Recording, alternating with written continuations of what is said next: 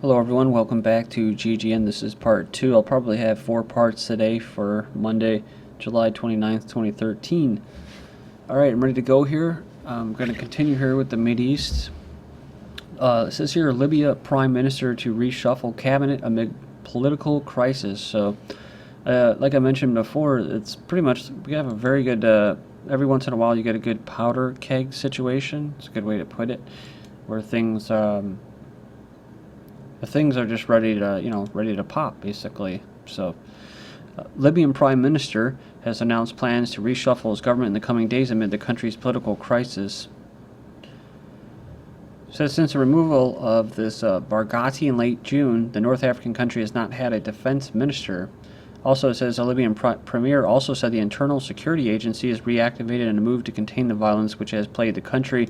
He added that he understated that the Libyans' opposition to the agency, which had been used by the former regime to suppress the people, saying, but without an efficient intelligence body, we cannot stop the attacks. And we have more than 1,000 escape in Libya in prison break, says security. 1,000 inmates, mostly common law offenders, escaped during a prison riot and attack on Saturday in Benghazi.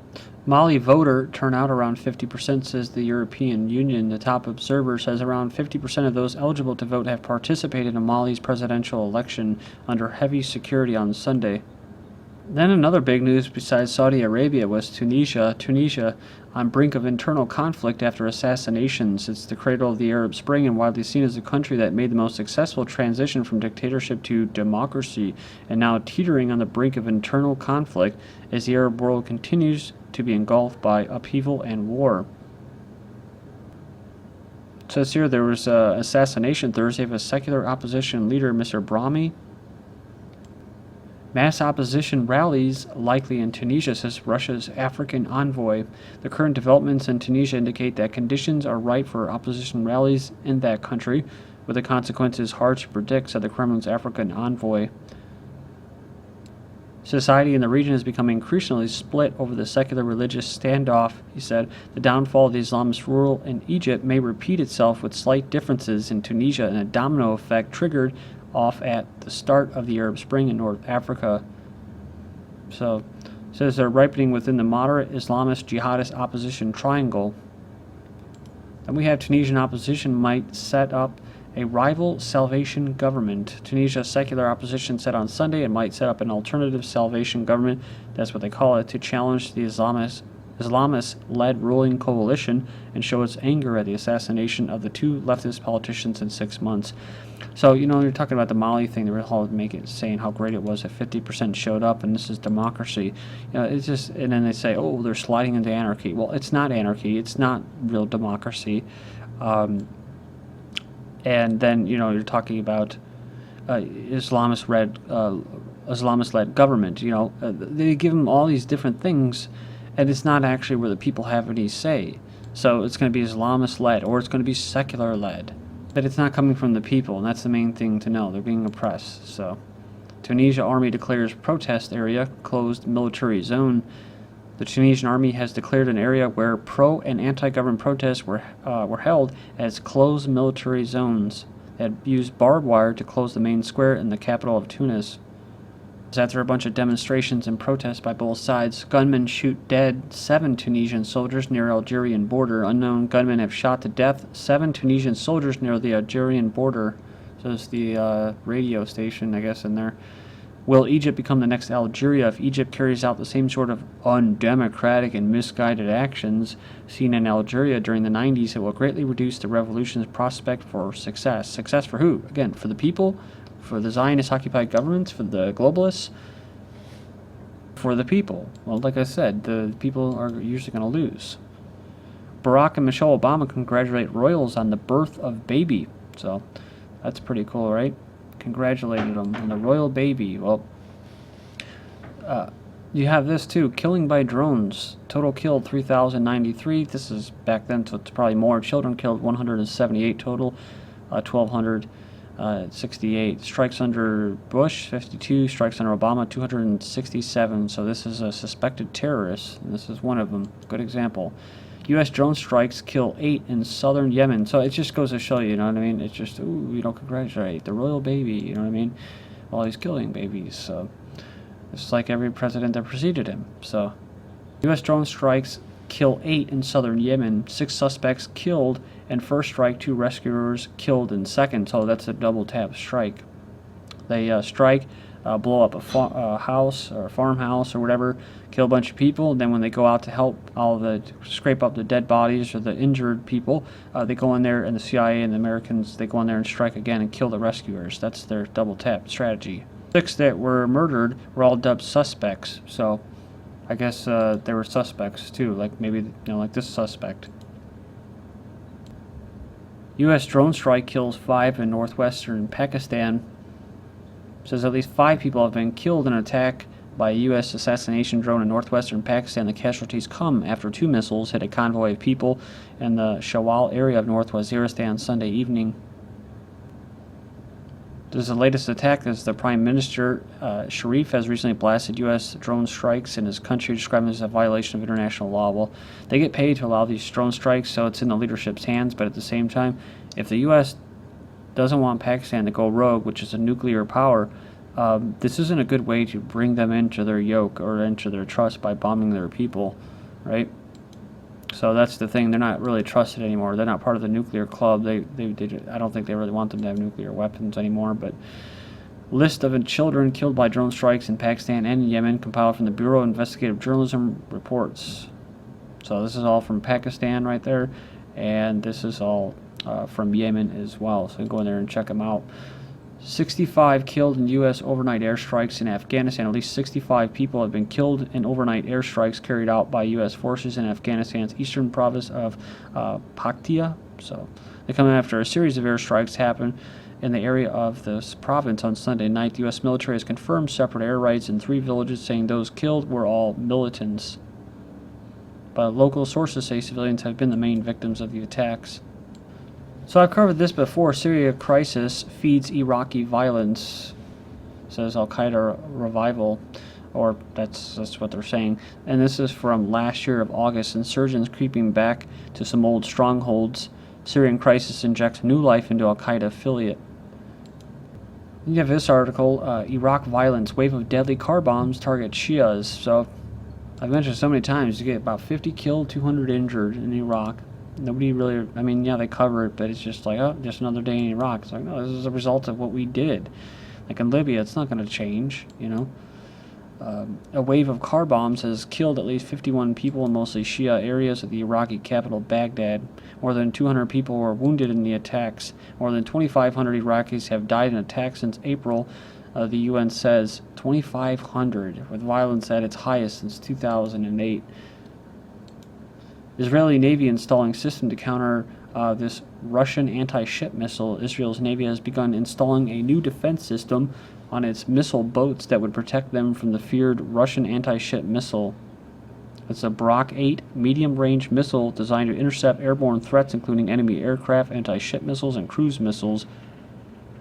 Interesting, you have that individual I was talking about, Jaffa, whatever, from basically the Lebanese media analyst that was assassinated after talking about these weapons that Syria had, and he kept saying that that this airstrike never took place, but like what Israel and the Zionists like to do is they like to claim things that didn't actually take place, or that they didn't do. He said that this didn't happen. A Russian shipment of these missiles was allegedly destroyed by Israel.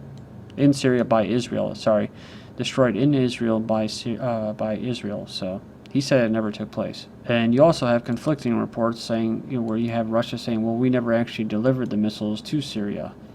Israeli Navy grapples with defending Mediterranean gas fields. Amid signs of Israel's effort to patch up relations with one-time ally Turkey is in difficulties, the prospect of exporting gas from offshore fields to Europe via a pipeline under the Eastern Med to Turkey would seem dimming. That suggests more interest in liquefied gas system aimed at lucrative exports to Asia via the Red Sea. Either way, Israel's Navy is trying to figure out how best to protect the Jewish state's expanding gas industry, and if current plans work out, oil production as well.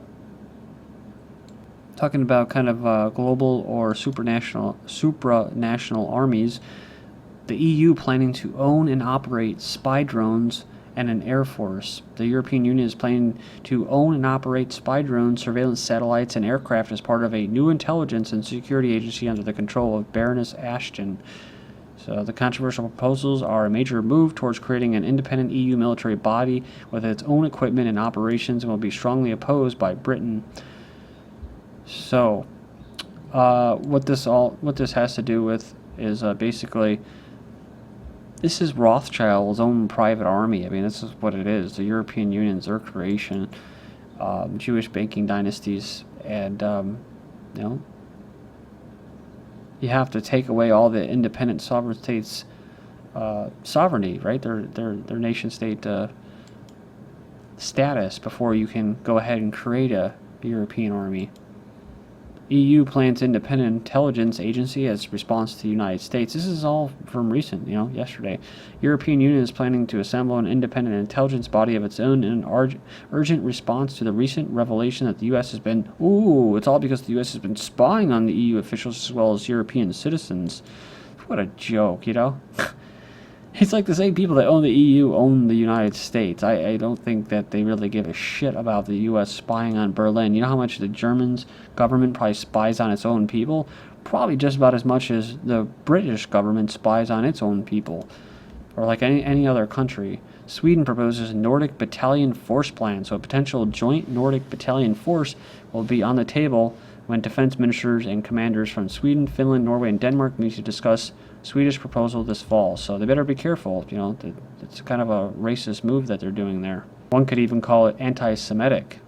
But unfortunately for the Scandinavians, I think that the Zionists they're pretty entrenched over there in their society and their economy as well. So again, another private army. Unisex uniforms debut as Army opens units to women. So a new combat uniform with special consideration to the female body is now available at Fort Gordon almost a month after the Army announced plans to open units and military jobs to women by 2016. Have narrower shoulders, slightly tapered waist, and a more spacious seat. Billionaire politician wants military stripped of voting rights. This, of course, is in Russia, right? Where you had Jewish Bolsheviks basically had their own private government, which was known as the USSR. The head of the liberal pro-market party civil platform, Prokhorov, said in a speech that all military servicemen should be deprived of voting rights in the presidential election. So that just goes to show you their aims, Again, I'm not really sure how much voting really counts because it's not real democracy, but for whatever it's worth, I guess if you're going to be fighting, you should at least have a say who's going to be leading. But anyways, it's Air Force facing fighter pilot shortage, offers retention bonuses of up to $225,000. They estimate that without a serious recruiting effort, it will be short 700 fighter pilots 8 years from now, so it's offering retention bonuses up to almost $250,000 to stay in the service for an additional 9 years. The deadline to respond to this unusual help wanted ad is September 30th. Reasons for the shortage? Fighter pilot fatigue after 12 years of war, sequestration, which has 1/3 of the Air Force fighter squadrons grounded, plus commercial airlines offer higher salaries on average. Kind of forgot to include this in the other news that I was talking about with the supranational armies in the UN or the EU. The UN mulls use of private security groups. The United Nations is assessing private military and security companies and their commitment to international norms. So the discussion of the use of mercenaries and private security companies is scheduled next week at the UN headquarters. Again, this is the Zionist own little private government, world government. So, and essentially that's what they want. We're talking about soldiers voting and Air Force pilots. They're not machines. I believe that we have souls. Some people don't. But either way, you have to live with the morality of the results of your actions. So, you can only bomb people and realize that it's not really just or anything. You're not doing anything for human rights or helping people. You're going to stop doing it. So that's why they want to move to completely automate autonomous robots, autonomous drones, so that you don't question anything. You don't question anything. You just carry out the orders. And that's why they like to have their own private security as well. I mean, essentially, we're looking at one corporation running the world with one probably private mercenary force for the elites. U.S. approves drones for civilian use. You shouldn't be surprised by that. And the Pentagon to deploy huge spy blimps over Washington, D.C. for spying on Americans, but they probably already have them up there around the country. Thank you.